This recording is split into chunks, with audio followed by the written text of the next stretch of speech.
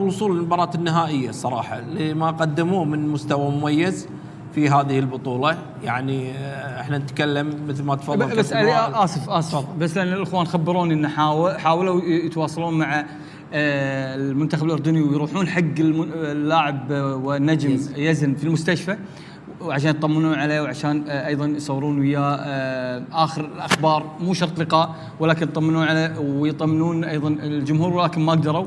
وربعنا ايضا احترموا رغبه المنتخب الاردني ورغبه الاطباء، فباذن الله اذا حصلت لنا الفرصه ان شاء الله راح نزور الكابتن يزن نعيمات. وانا اسف على المقاطعه، تفضل ابو عزيز. لا بالعكس،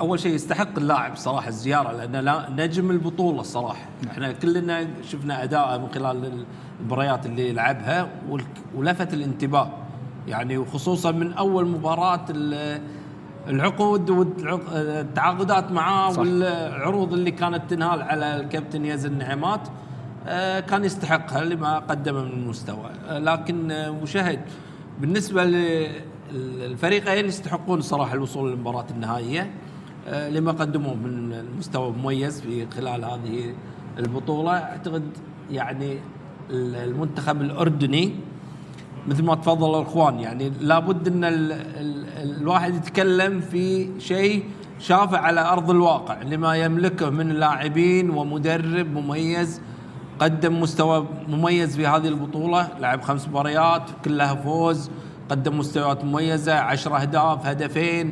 اعتقد انه من ملاحظ انه عنده عدد من اللاعبين او ادوات من اللاعبين اللي قادر المدرب يشكلهم في كل مباراة يعني على حسب احتياجه.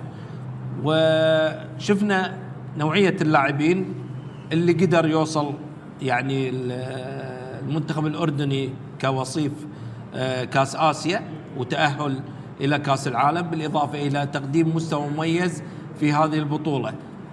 احنا أنا أتكلم عني شخصيا، مثل ما تفضل كابتن وائل، يتمنى المنتخب الأردني يتوج بهذه البطولة، لأن استراتيجية الاتحاد الأردني كانت واضحة بالوصول للوصيف، تأهل إلى كأس العالم، يستحق البطولة لتحقيق هذا الإنجاز يعني في المونديال العربي اللي في كأس العرب. أعتقد لاعبين قدموا مستويات مميزة، عرفوا بأساميهم بهذه البطولة أكثر صراحة، كونها بطولة عربية. عرفنا كثير من اللاعبين اللي قدموا مستوى مميز، ذكرنا مثلا يزيد الرشدان من اللاعبين المميزين، مهند أبو طه اللي سجل علينا يمكن الهدف الأول كان من اللاعبين المميزين. شفنا العرسان رجع للمنتخب، علوان يعني مرضي يعني نعم. كل الأسامي اللي الحين موجودة في المنتخب الأردني أصبحت معروفة في دول الخليج، وخاصة يعني احنا ككويتيين نتابع المنتخب الأردني كفريق لعب ويانا بنفس المجموعة، قدم مستوى مميز، وصل صار لنا 10 سنوات احنا المنتخب الأردني في كل البطولات، كل البطولات احنا المنتخب الأردني. فأقول لك يعني اللاعبين قدموا مستوى، هذه رسالة يمكن للاتحاد الأردني. نتمنى الاستمرارية في يعني تقديم لاعبين مميزين مثل هذه المجموعة. نتمنى ما تكون هذه حقبة مثلا جيل ذهبي للمنتخب الأردني ما نشوفه يعني إلا بعد 5 قصدك انه يتواصل يعني العمل. اتمنى ان الاستمراريه علي رسميا الان هذا الجيل جيل ذهبي، يعني أكيد وصيف اسيا طبعا، وصل كاس العالم صح، وعلى اقل تقدير هو وصيف كاس العرب ان لم يفوز بكاس العرب، فبالتالي هو الجيل الذهبي رسميا الان. اكيد مشاهد، انت لما يعني انت توصل للمباراه النهائيه مع هذه الاسامي من الفرق اللي شاركت في كاس العرب، وبطوله قويه، بطوله قويه مو نفس اي بطوله، كل ما لها تطور مستويات، كانت يعني الفرق تقدم مستويات مميزه. اعتقد ان المنتخب الاردني فرض نفسه صراحه للوصول الى المباراه النهائيه. نعم. ونور الان الجيل الذهبي هذا يسمى بالضبط للمنتخب الاردني. انا اوافقك الراي، سواء حصل على البطوله او ما حصل هو الجيل الذهبي يستحق. مو بسهوله تحصل ابو سليمان، مو بسهوله تحصل على لقب الجيل الذهبي الا باقناع، وصول كاس العالم، وصيف كاس آسيا، والان قاعد نقول احنا يا اما البطل او وصيف كاس العرب. وبطوله كاس العرب هذه قد تكون مستحدثه بشكلها القوي هذا، صح. مستحدثه بالشكل القوي، هي بطوله يمكن لها التاريخ، لكن بالشكل القوي هذا ثاني نسخه، فوصولك للمباراه النهائيه ابدا ما هو سهل. اخوي ماهر، عندنا مثال حي حاليا للمنتخب المغربي. المنتخب المغربي عنده اجيال ناشئين شباب محليين. الفريق الاول 5 إلى 6 سنوات الاخيره بدأ أنه يخطط من الأشبال إلى الناشئين إلى المراحل إلى الفريق الأول. نعم. المنتخب المغربي لو بنلاحظ فاز في بطولة أفريقيا فقط مرة واحدة. يمكن نشوف الهالة على المنتخب المغربي والنجوم واللاعبين يعتقد أنه فايز في كأس أفريقيا 4 لا فقط في 76. ولكن الأخوان المغاربة بدأوا خطة واعتماد على الكوادر الوطنية. على سبيل المثال احنا عندنا كثير من المنتخبات سواء آسيوية أو أفريقية أو خليجية أو عربية، دائما نشوف يحتكر على جيل معين وبعدها يكون الجيل اللي بعده ما في جيل داعم، فتبدأ النتائج بالتراجع، المستويات عدم تحقيق بطولات. اليوم نتكلم عن المنتخب السعودي على سبيل المثال، رغم ما يملكه من نجوم، رغم ما يملكه من دوري قوي يمكن آخر بطولة من 10 سنوات. المنتخب الكويتي أيضا 2010 في آخر بطولة، المنتخب الإماراتي. الأمثلة هذه أخوي ماهر يجب أن الإخوان المسؤولين في هذه الدول أنهم يحطون خطط واضحة. احنا نتكلم عن كمثال المنتخب المغربي على سبيل المثال، اليوم نتكلم من 40 مدرب تقريبا من 56 أو 53 سنة 1953، 40 مدرب 17 منهم مدرب مغربي، وهذه نسبة كبيرة، يعني نسبة كبيرة لما نتكلم عن 17 من اصل كم مدرب؟ من اصل 40 مدرب. 40 هنا يعني اقل من نص، اقل من نص بشوي. لما نتكلم عن بداية دوري المحترفين من 2011 2012، بداية دوري المحترفين في المنتخب المغربي 6 مدربين فازوا في دوري المحترفين، وهذا ايضا طفرة كبيرة. مدربين فازوا ايضا مع فريقين مختلفين، الكابتن حسين عموته والكابتن وليد الركراكي فازوا في هذه المرحلة مع فريقين مختلفين. هذا يعطي انطباع أن المدرب المغربي قاعد يثبت حضوره. نتكلم أيضا 4 مدربين الموسم هذا لأول مرة يدربون في الدوري المغربي للمحترفين، هذا أيضا يعطي انطباع. السنة هذه الموسم هذا 10 مدربين مغاربة في الدوري المغربي من 16 فريق، معناها 10 مدربين في تطور، في مدربين عندهم كفاءة. الأمر المستغرب أخوي ماهر، طبعا احنا قلنا 4 مدربين لأول مرة يدربون في دوري المحترفين المغربي. الأمر المستغرب أصغر مدرب في الدوري المغربي اللي هو المهدي الجابري، عمره كم؟ 28 سنة.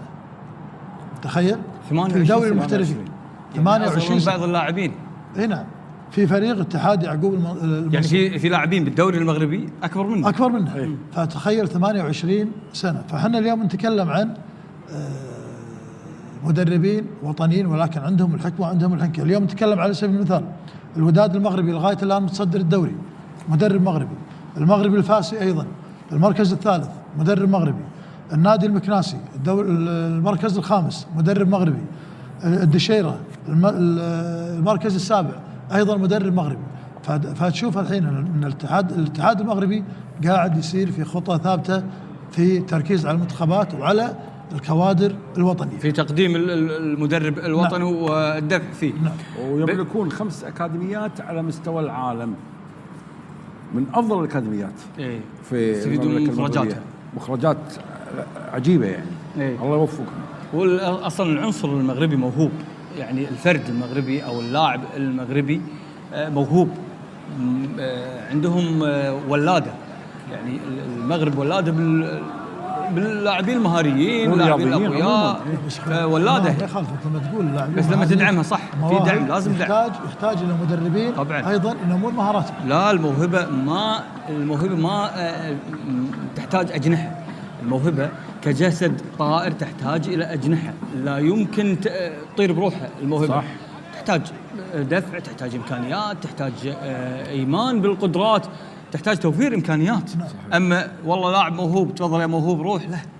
يعني في كم موهبة حتى عندنا بالكويت ما قدر يوصل إلى نادي ولا يوصل منتخب، لأنه ما تم رعايته بالطريقه المطلوبه. فبالتالي المشروع المغربي واضح، واكبر دليل الاحصائيات اللي ذكرتها اخوي ابو سليمان. بس موضوع المدرب اللي يكون عمره 28 سنه هذا مو صعب ابو انور، مو صعب والله هذا موهبه، بس شلون يتعامل مع اللاعبين، شلون يتعامل مع الاداريين؟ ترى يعتبر اللاعب مدرب شاب جدا، بس انا يعني هذا اكيد حصل. يعني الحين لما يدرب في المحترفين معناته ان هذا متاخذ البرو، يمكن عمره كم؟ لا تكلمني عن شهادات، كلمني عن شخصيه. يعني انا اتكلم عن عمره كم؟ ادري يعني عمره يمكن 24 23 سنه. يعني هو بكل الاحوال معناته مو بس شهادات. انا كلمني عن شخصيته شلون يتعامل مع الاداره، مع اللاعبين. في لاعبين نجوم يا اخي يا ابو انور، انت ادرى مني، اداره النجوم صعبه. شخصيته قويه طبعا، لازم تكون شخصيته قويه، ولازم هو بطريقته يحبب اللاعبين. يعني في مثل ما تفضلتوا في لاعبين اكبر منه في الملعب يركضون وهذا، لكن يفرض شخصيته، هذا المهم. انا شخصيته غششني اياها علي من بعيد، الشخصيه علي لازم يكون شخصيه، حتى لو كان عنده شهادات وما الى ذلك لازم يكون شخصيته قويه. اول شيء شخصيه المدرب هي اهم شيء. يعني لما تكون المدرب واثق من شخص، يعني قدراته وتعامله وطريقه تعامله مع اللاعبين المتواجدين بالفريق حتى لو كانوا اكبر منه سنا، يبقى ان المدرب صاحب شخصيه قادر على توصيل المعلومه للاعبين، يثق فيهم، يصير في تعاون بينه وبين اللاعبين. مثل ما قالوا اخوان بالنسبه للحب اللي يصير بين المدرب واللاعب، مرات في مدربين يحتوون لاعبين ممكن ما يكون يعني في البدايه يكون مؤثر، لكن لما يحتوي المدرب ويعطيه الثقه، اعتقد ان هذا دور المدرب في يعني ابراز نجوميه اللاعب. اول شيء ما فيها شك يا ابو شهد، بالنسبه لشخصيه المدرب لازم تكون قويه، بالاضافه الى القدره الفنيه وقراءه المباريات يعني بالنسبه لما تتكلم عن يعني والله ماخذ دورات، لا يمكن يكون يعني قليل الدورات، لكن قادر على توصيل المعلومه واسلوب اللعب اللي هو يفكر فيه. واعتقد انه ممكن ينجح اي مدرب اذا كان شخصيته قويه، تعامله مع اللاعبين صح. يعني ممكن اللاعب يطيع المدرب، يعني بالنهايه المدرب له صلاحيات، ممكن بعض اللاعبين يخافون قاعد يعاقبني، يعني في مخاوف، لكن لا يمكن اللاعب يحترم المدرب ما لم يحبه. اكيد الاحترام ما ياتي الا من محبه، ما ياتي من خوف. يعني اللاعب اللي يخاف من المدرب ما راح يحترمه، راح يطيعه بس ما يحترمه. فبالتالي احنا لما نتكلم عن شخصيه نتكلم عن اداره وتعامل ومحبه. المحبه هي تاتي بالاحترام. فمهم ابو سليمان ان المدرب يحترم من اللاعبين،